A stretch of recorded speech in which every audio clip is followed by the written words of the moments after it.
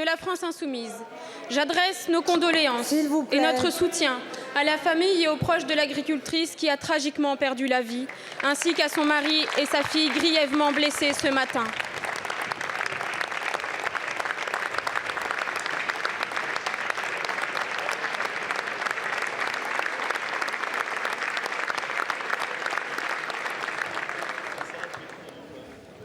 Monsieur le ministre de l'Agriculture, les agriculteurs sont des centaines à se mobiliser pour défendre leurs droits.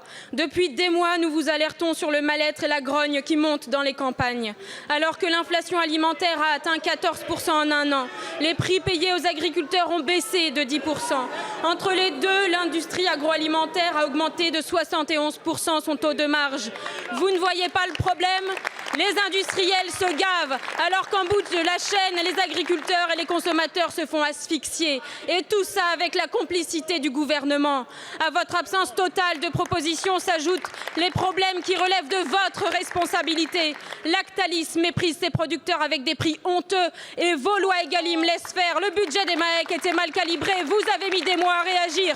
Les agriculteurs bio traversent une crise sans précédent. Vous ne leur proposez que des miettes. Les aides PAC tardent à venir et les trésoreries se dégradent. Que fait votre ministère? Nos agriculteurs sont en compétition avec le reste du monde et vous continuez à signer les accords de libre-échange. Le monde agricole a toujours su s'adapter et aujourd'hui encore il est prêt.